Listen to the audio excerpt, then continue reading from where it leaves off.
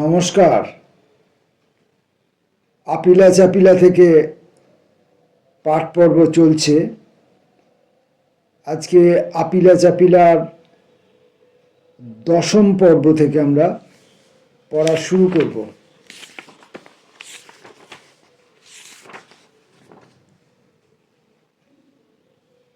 আসুন।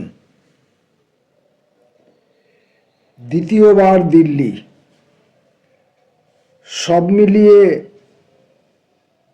এই দফায়ও ছিলাম 19-20 মাস, অধিকাংশ সময়ই পতৌদি হাউসে। আমার লখনৌর বন্ধু অংশু দাশগুপ্ত ইতিমধ্যে বৈদেশিক মন্ত্রকে কাজ নিয়ে দিল্লি চলে এসেছে, তার সঙ্গে ভাগাভাগি করে পতৌদি হাউসে একটি ঘরে।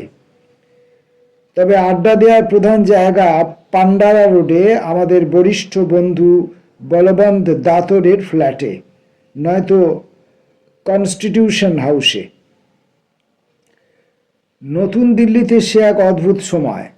হাওয়াতে উন্মাদনা, সদ্য স্বাধীন দেশ। আমাদের মতো যুবকদের মনে দেশের দ্রুত আর্থিক উন্নতি নিয়ে অনেক আশার বালুচর করা। শাসক দলের কর্তা ব্যক্তিরা সবাই উচ্চবিত্ত শ্রেণীভুক্ত, ব্যবসাদার, পুঁজিপতি, জমিদার জোতদারদের প্রতিনিধি। কিন্তু অন্তত জওহরলাল নেহেরু সমাজতন্ত্রের মন্ত্র নামতার মতো করে সকাল বিকেল উচ্চারণ করছেন। মহা উৎসাহে যোজনা কমিশন গঠন করেছেন। অনেক তরুণ অর্থনীতিবিদ ও সমাজবিজ্ঞানী সরকারের বিভিন্ন মন্ত্রকে যোগ দিচ্ছেন।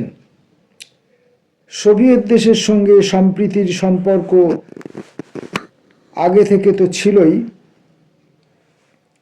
এখন চীনের সঙ্গে সৌহার্দ্যের ঋতু শুরু হলো বলে অনেকেই ধরে নিয়েছেন। চু এন লি 54 সালের মাঝামাঝি খর গ্রীষ্মে নতুন দিল্লি সফর করে গেলেন।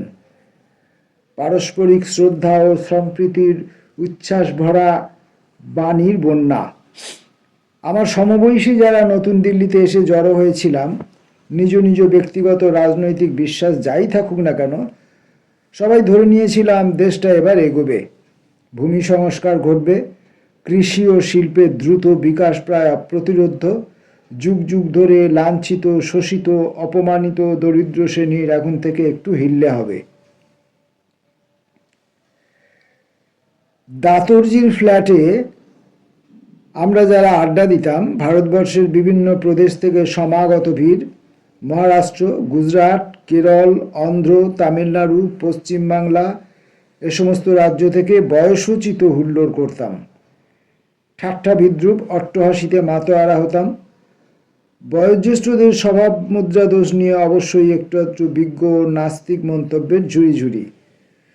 তবে স্বাধীনতা প্রাপ্তির পর মাত্র 6-7 বছর গত হয়েছে। বিশ্বাসে ভরপুর আমরা। ভারতবর্ষ যে ঝটপট এগিয়ে যাবে তা নিয়ে কারোরই ন্যূনতম সংশয় ছিল না। সেজন্যই হয়তো আপাততারল্য সত্ত্বেও কর্তব্যকর্মে ভীষণ রকম নিষ্ঠা নিমগ্ন ছিলাম। ভারতবর্ষের প্রগতি সমাজতান্ত্রিক পথ ধরে ঘটবে, সরকারের ভূমিকা তাই মস্ত গুরুত্বপূর্ণ। সেই ভূমিকা পরিপালনে আমাদের অপরিসীম দায়িত্ব।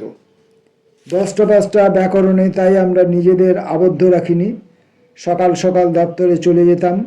আলোচনায়, তর্কে, লেখায়, সভায় প্রহরের পর প্রহর অতিবাহিত হতো। ডেরায় ফিরতাম প্রায় প্রত্যেক দিনই সন্ধ্যা গড়িয়ে রাতের গভীরে পৌঁছুলে। অথবা আদৌ ফিরতাম না, হয় দাতুরজির ওখানে চলে যেতাম দঙ্গল বেঁধে। ওখানেই নৈশাহারের সঙ্গে অনবচ্ছিন্ন দেশচর্চা। কোনো দিন হয়তো বা কনস্টিটিউশন হাউসে ধাওয়া করা। আমাদের মধ্যে কেউ সেখানে ঘর পেয়েছে। তাছাড়া আরও বিভিন্ন স্তরের অনেক সরকারি কর্মচারী যারা ওই মুহূর্তে বাংলো কিংবা ফ্ল্যাট পাননি, তারা অবস্থান করছেন। বেশ কিছু সংসদ সদস্যও সেই সঙ্গে। সুতরাং নতুন নতুন আলাপ পরিচয়ের অধ্যায়। দেশের নানা সমস্যা নিয়ে গাঢ় থেকে গাঢ়তর মত বিনিময় প্রতিবিনিময়, পাশাপাশি যথারীতি হুল্লোড় আড্ডা। জাতীয় সংহতিতে সেই মুহূর্তে নিশ্চয়ই গভীর আস্থা রাখতাম। ওরকম আস্তিক সময় জীবনে আর আসেনি। দিল্লি স্কুল অফ ইকোনমিক্সে আমার সমবয়সী কিংবা বয়সে সামান্য একটু বড় তীক্ষ্ণ বুদ্ধি অর্থনীতিবিদদের ভিড়, তদ্রূপ ভিড় সরকারের বিভিন্ন মন্ত্রকে। তখনও দিল্লি, নতুন দিল্লি মিলিয়ে জনসংখ্যা তেমন ভয়ঙ্কর আকার ধারণ করেনি। সুতরাং বিশ্ববিদ্যালয়ের সঙ্গে ঈষৎ ভৌগোলিক দূরত্ব সত্ত্বেও আমাদের মেলামেশায় আদৌ অসুবিধা হয়নি। বিভিন্ন মন্ত্রকে যারা ছিলাম, সপ্তাহে অন্তত একদিন দিল্লি স্কুলে যেতাম। দিল্লি স্কুলে যারা ছিলেন তারাও আমাদের সামীপ্যে চলে আসতেন। প্রায় সবাই এদেশের ওদেশের বিশ্ববিদ্যালয় থেকে টাটকা গবেষণা সেরে জড়ো হয়েছি। ধনবিজ্ঞান পৃথিবীকে এবং আমাদের দেশের চেহারাকে আমূল পাল্টে দিতে পারে, সেই বিশ্বাস মনের গহনে প্রথিত।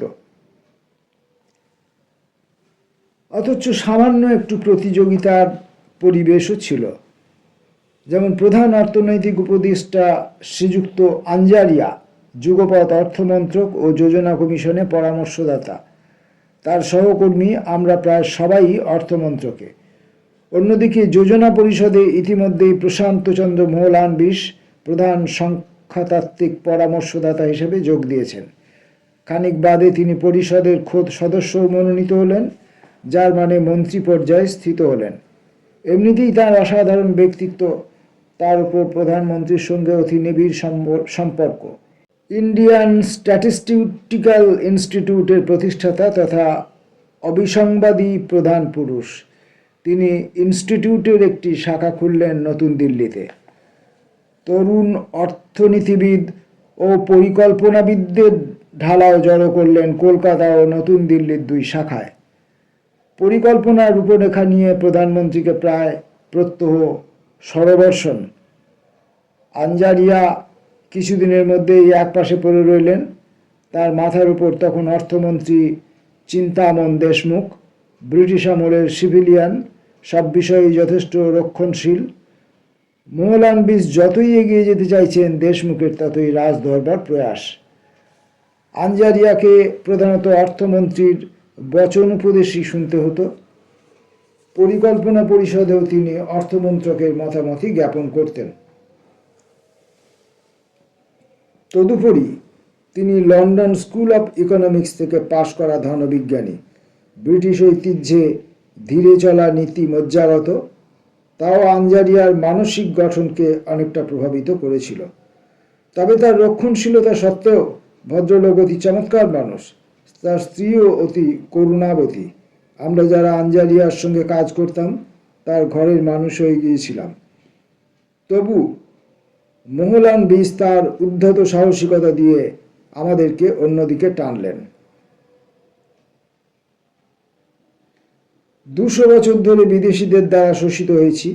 কৃষিতে, শিল্পে, বাণিজ্যে আমাদের কোনোভাবে উন্নত হতে দেয়া হয়নি। অথচ দেশে খনিজ, বনজ, জলজ সম্পদের অভাব নেই। একটা হিসেব অনুযায়ী মার্কিন দেশের পর ভারতবর্ষেই বৈজ্ঞানিক প্রযুক্তিবিদদের সংখ্যা সবচেয়ে বেশি। আমরা কেন তাহলে স্বনির্ভরতার ভিত্তিতে দ্রুত এগিয়ে যেতে পারবো না? প্রথম পঞ্চবার্ষিকী পরিকল্পনা, যা দিল্লিতে আমার হাজির হওয়ার আগেই আঞ্জারিয়া মশাই আরও কয়েকজনের সঙ্গে মিলে রচনা করেছিলেন, তাতে আর্থিক বিকাশের হার বড্ড ঢিমে তাল। ওই হারে এগোলে আমরা যুগ যুগান্ত ধরে পিছিয়েই থাকব।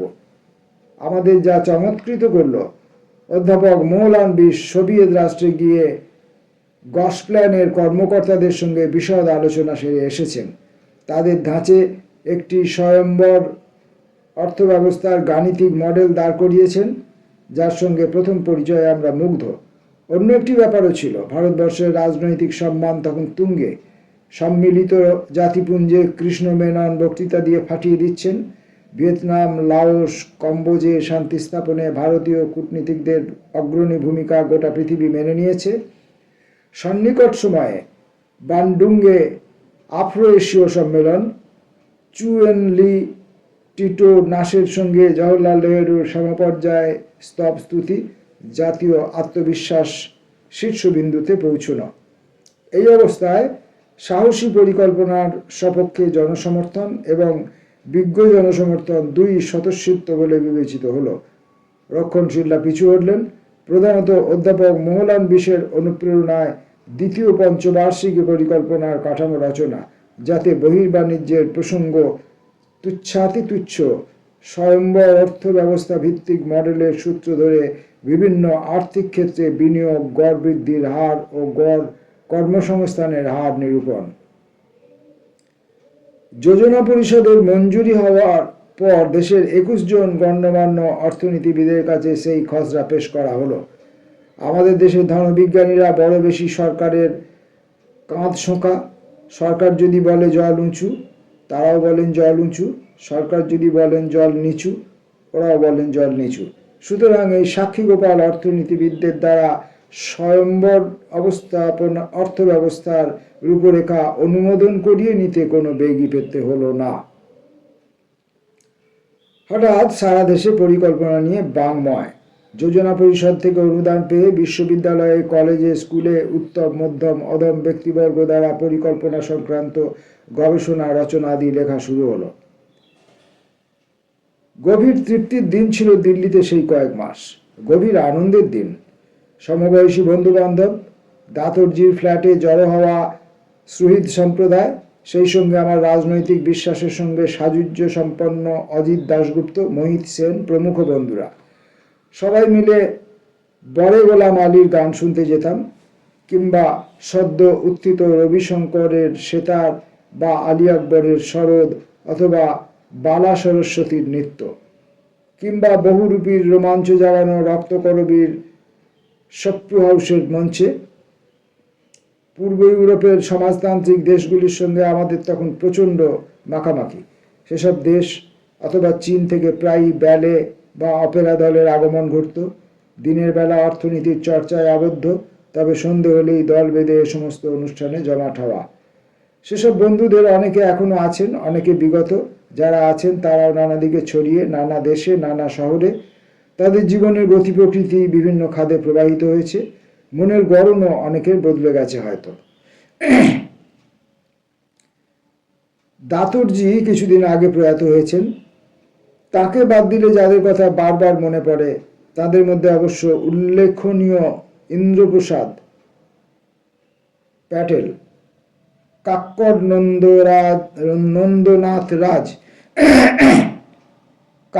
নন্দনাথ রাজ, কাদুর সামান্না কৃষ্ণস্বামী, হিতেন ভায়া ও তার স্ত্রী অ্যাঞ্জেলা, অরুণ ঘোষ ও তার স্ত্রী হাটখোলার দত্তদুহিতা ডালিয়া, রামদাস হোনাভার ও তার একদা ব্যাডমিন্টনে পটীয়সী স্ত্রী চন্দ্রা উল্লাল, ধর্মা কুমার ও তার স্বামী লবরাজ কুমার, মুরলী ও উমা রাও, লতিকা ও চঞ্চল সরকার, নীলাঞ্জনা ও সুভাষ ধর, মোহিত সেন ও বনজা আঙ্গেয়ার। এদের মধ্যে কেউ কেউ বেসরকারি দপ্তরের কর্মরত ছিলেন, আর মোহিত তো কমিউনিস্ট পার্টিতে সর্বক্ষণের কর্মী। ঘোর লাগার সময় আমরা বন্ধুরা সৌরমণ্ডলের নিয়ামক পরস্পরে জড়িয়ে আছি। আমরা এই সৃষ্টি, প্রলয়, উপভোগ, অনুভবের মধ্যবিন্দুতে, অন্য সব কিছুর অবান্তর প্রক্ষিপ্ত। এই অহংবোধ এক সায়ং সমাবেশে প্রচণ্ড ধাক্কা খেল। আঞ্জারিয়া তার বাড়িতে কোনো ছুটির দিনে আমাদের সবাইকে নৈশাহারে ডেকেছিলেন। হুল্লোড়, চিৎকার, মশকরা, হাসি ঠাট্টা। রাত গভীরের দিকে পল্লী কাঁপিয়ে আমাদের যূথবদ্ধ আত্মরতি বিলাস। হঠাৎ খেয়াল হলো আঞ্জারিয়া অশীতিপর বৃদ্ধ পিতৃদেবের ঘরের এক কোণে চুপচাপ বসে আছেন। কাছে গিয়ে একটি দুটি সৌজন্য সূচক কথা ওর সঙ্গে বলা ন্যূনতম কর্তব্য বলে মনে হলো। চমৎকার মানুষ, আলাপ জমল। ভদ্রলোক সহসা আমার দিকে স্পষ্ট উচ্চারণে বললেন, ইয়াং ম্যান, আমার একটা উপদেশ শোনো। আমার মতো বেশি বয়স পর্যন্ত বেঁচে থেকো না। বার্ধক্যের চেয়ে বড় অভিশাপ নেই। বিনয়ে গলে গিয়ে সঙ্গে সঙ্গে আমার উক্তি, কেন এ কথা বলছেন? এই তো আপনি আমাদের মধ্যে আছেন, আমাদের কত আনন্দ হচ্ছে। ইয়ং ম্যান, তাহলে শোনো, আজ তো ছুটির দিন ছিল, ভোরবেলা আমার ছেলে তার স্ত্রীকে নিয়ে কোনো সভায় গিয়েছিল। আমার নাতিও বাবা মার সঙ্গে গেল। বেলা 11টা নাগাদ সাইকেলে চেপে এক ছোকরা এসে বেল বাজালো। সাহেব হ্যায়? বললাম বাড়ি নেই। মেম সাহেব হ্যায়? না মেম সাহেবও নেই। বাবা হ্যায়? না বাবাও নেই। ছোকরাটির কাতর আর্তনাদের মতো প্রশ্ন, কই ভি নেই হ্যায়? এই যে জলজ্যান্ত ওর সামনে দাঁড়িয়ে আছি, আমি কেউ না, তাই বলছি ইয়ং ম্যান, বেশি দিন পর্যন্ত বাঁচতে নেই।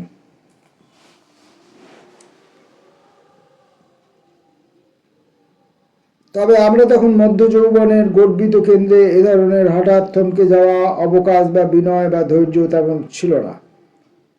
আমার দিল্লি পৌঁছবার কয়েক মাসের মধ্যে অংশু ভিয়েতনাম চলে গেল সম্মিলিত জাতিপুঞ্জের শান্তি সালিসি সংক্রান্ত কাজে। পতৌদি হাউসের ঘরটি আমার পুরোপুরি দখলে এলো। খাওয়া দাওয়া ব্যবস্থা একটু অসুবিধা দেখা দিচ্ছিল, কিন্তু তখন থেকেই তো সব মুশকিলের অবসান কর্তা অরুণ ঘোষের অভিভাবকত্বে আমার জীবন ধারণ। এমন প্রাণোচ্ছল স্বভাব পরোপকারী মানুষ গণ্ডায় গণ্ডায় জন্মগ্রহণ করে না। স্নেহের ফরমান হলো পতৌদি হাউসের মূল দালানে ওদের ফ্ল্যাট, ওখানে গিয়ে প্রতিদিন আমাকে অন্ন গ্রহণ করতে হবে। আমার ঘরে কটা মাথা সেই হুকুম অগ্রাহ্য করি। নতুন করে সামান্য সমস্যা দেখা দিল যখন ডালিয়া ও অরুণ ঘোষ কিছুদিনের জন্য ফ্ল্যাট বন্ধ করে ব্যাংকক চলে গেলেন। তবে ওই বয়সের যুবকদের পরিত্রাত্রী শতই জুটে যায়। ঠিক উল্টো দিকে থাকতেন সুভাষচন্দ্র বসুর ভাতুষপুত্রী শীলা ও তার ছোট ভাই প্রদীপ, সুভাষচন্দ্রের মধ্যম অগ্রজ সুরেশচন্দ্র বসুর সন্তান। শীলা কোনো সরকারি দপ্তরে কাজ করতেন, যা ছিল আমার দপ্তরের লাগোয়া। পুরনো জঙ্গি ব্যারাক, রাষ্ট্রপতি ভবন ও নর্থ ব্লকের প্রায় গা ঘেঁষে বলা হতো পি ব্লক। সেই ঘরগুলির এখন আর অস্তিত্ব নেই। সেখানে সংসদ সদস্যদের জন্য গাড়ি রাখার ব্যবস্থা হয়েছে। শীলা বুঝতে পারছিলেন আমার ভোজনং যত্রতত্রং সমস্যা। একদিন ফতোয়া জারি করলেন, এখন থেকে ওদের সঙ্গে আমাকে খেতে হবে। সেই আদেশ পালন করতে আমার কোনো অসুবিধা হয়নি এবং ওই কয়েক মাস প্রচুর আরামে ছিলাম। শীলা গল্প পরচর্চায় চৌখস ছিলেন, বিশেষ করে নিজেদের পরিবার নিয়ে কেচ্ছা বিবরণে। প্রদীপ তখন থেকেই রাজনৈতিক তত্ত্বাদি নিয়ে যুগপৎ আগ্রহী ও মনোযোগী। সব দলের নেতৃত্বস্থানীয় ব্যক্তিদের সঙ্গে আলাপ করে বেড়াতেন। পরে বেশ কিছুদিন ভিয়েতনামে সোশ্যালিস্ট ইন্টারন্যাশনালের সঙ্গে যুক্ত ছিলেন। ওখানেই কর্মরতা এক ইংরেজ মহিলার সঙ্গে বিবাহ সূত্রে আবদ্ধ হন, এখন দিল্লিতে। যদিও বহুদিন আমার সঙ্গে যোগাযোগ নেই। শীলাও ইতিমধ্যে পদবি বদলেছেন, সংসার রচনা করেছেন, তিনিও দিল্লিতে। দুটো কথা যোগ করার তাগিদ অনুভব করছি। প্রথম, আমি ক্ষীণাহারি মানুষ। শীলা আহার আনতে প্রায়ই অনুযোগ করতেন, আপনাকে খাইয়ে সুখ নেই। দ্বিতীয় যে কথা উল্লেখ করতে হয়, শীলা বাংলার বিখ্যাততম রাজনৈতিক পরিবারের দুহিতা, কিন্তু পুরোপুরি নাকশিট কোনো ভাববর্জিত। ভদ্রমহিলা ওই মাসগুলিতে আমাকে অনেক কাহিনী শুনিয়েছিলেন, একটি তার এক নিকট আত্মীয়াকে নিয়ে, তা এখনও মনে গেঁথে আছে। আত্মীয়ার প্রসঙ্গ উঠলে শীলার অতি সংক্ষিপ্ত মন্তব্য, ওর তো বিয়ে হবে না। তারপর একটু থেমে তার সংযোজন, মাত্র 22 গজ পর্যন্ত পৌঁছানো গেছে, তাতে কি আর বিয়ে হয়? হেয়ালি বুঝতে পারতাম না। আমার দিক থেকে প্রশ্নবোধক চিহ্ন। এবার শীলার উচ্ছ্বাসে ভেঙে পড়া পালা। তবে শুনুন, ওর আত্মীয়টির ধনুর্ভঙ্গপণ যে বাড়িতে বিয়ে করবে তার দেউড়ি থেকে দরদালান কমপক্ষে যেন 153 গজ দূরবর্তী হয়। গত 5 বছরের চেষ্টায় সবচেয়ে খাসা যে বাড়ির সন্ধান পাওয়া গেছে, তার দেউড়ি দরদালানের মধ্যে দূরত্ব মাত্র 22 গজ। সুতরাং ওর বিবাহ সম্ভাবনা দূরস্থ। পতৌদি হাউসের অনতি দূরে ফিরোজ শাহ রোডে সংসদ সদস্যদের জন্য নির্ধারিত কুঠুরিতে ভূপেশ গুপ্ত থাকতেন। তাঁর বাসগৃহের কমিউনে অজিত দাশগুপ্ত ও তাঁর সদ্য পরিণীতা স্ত্রী শিপ্রা। আর থাকতেন দ্বিজেন নন্দী, যিনি ভারত চীন মৈত্র সংঘের সম্পাদক হিসেবে একদা বিখ্যাত ছিলেন। পরে বিখ্যাততর হয়েছিলেন অন্য একটি কারণে যা যথাস্থানে উল্লেখিত হবে। দ্বিজেন নন্দী শেষের দিকে লোকচক্ষুর আড়ালে চলে গিয়েছিলেন এতটাই যে পরিচয় পত্রিকার স্বত্বাধিকারীদের মধ্যে যাদের মূলধন ন্যূনতম 1% নিয়ম মোতাবেক তাদের তালিকা বছরে একবার প্রকাশ করতে হয়। গত বছর দশেক তিনি সেখানে প্রয়াত বলে চিহ্নিত হয়ে এসেছেন, যদিও ভদ্রলোক মারা গেছেন অতি হালে 20 শতাব্দী পেরিয়ে।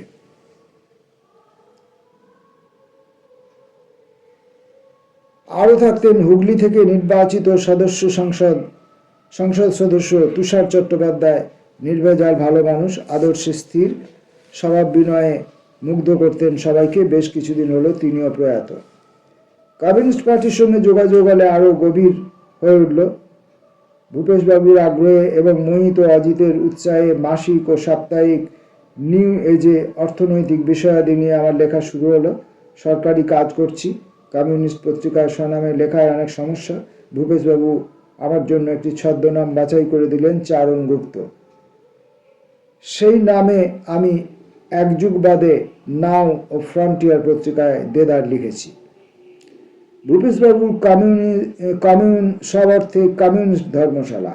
কলকাতা ও অন্যত্র থেকে নেতা ও কর্মীরা আসছেন যাচ্ছেন। ওখানে অজয় ঘোষ, এম.এস. নাম্বুদিরিপাদ ও অন্যান্য নেতাদের সঙ্গে আমার প্রথম আলাপ, যদিও জ্যোতি বসু, প্রমোদ দাশগুপ্তের সঙ্গে না। কলকাতা থেকে কখনো বিদেশগামী, কখনো প্রতিনিধি দল দিল্লিতে এসে ওই কমিউনে উঠতেন। একবার চীন যাত্রী কোনো প্রতিনিধি গোষ্ঠীতে জর্জ বিশ্বাস ছিলেন, আমাদের এন্তার গান শুনিয়েছিলেন, রবীন্দ্রনাথের গান থেকে শুরু করে গণনাট্যের গান পর্যন্ত। মেজাজে থাকলে জর্জ বিশ্বাসের প্রতিবারই লক্ষ্য করেছি উৎসাহে ভাটা পড়ত না, গানের প্লাবনে ভাসিয়ে নিয়ে যেতেন। তবে খেয়ালি মানুষ, অভিমানী মানুষ, আত্মসম্মানবোধ তীব্র, অন্যমনস্কতা হেতু কারো প্রতি দৃষ্টিক্ষেপে সামান্যতম ঘাটতি ঘটলেই তিনি রেগে কাঁই। অবশ্য শান্ত হতেও সময় নিতেন না। চু এন লি এর সঙ্গে চীনে তার ভালো আলাপ হয়েছিল। তাকে চীনের প্রধানমন্ত্রী বিশেষ পছন্দ করতেন। জর্জ বিশ্বাস বারবার একথা জানাতেন। আরও জানাতেন, একবার নাকি চু এন লি কলকাতা সফরে এসেছেন, নাগরিক সম্বর্ধনা, তিনি মঞ্চে উপবিষ্ট, জর্জ বিশ্বাস শত্রুমণ্ডলীর মধ্যে মাঝামাঝি সারিতে। হঠাৎ চু এন লি এর নজর পড়ল, মঞ্চ থেকে সোজা নেমে জর্জ বিশ্বাসকে জড়িয়ে ধরলেন। সিঙ্গার, তুমি এখানে? দেবব্রত বিশ্বাসের উত্তর, মাননীয় প্রধানমন্ত্রী, এটাই আমার শহর। কোথায় কার দুর্বলতা থাকে বাইরে থেকে বোঝা যায় না। জর্জ বিশ্বাস লব্জের মতো প্রতিবার কাহিনীটি বিবৃত করতেন।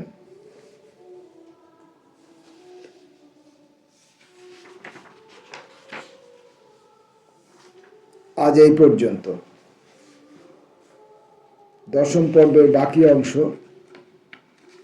সামনের ভিডিওতে, পরবর্তী ভিডিওতে পাঠ করব। নমস্কার।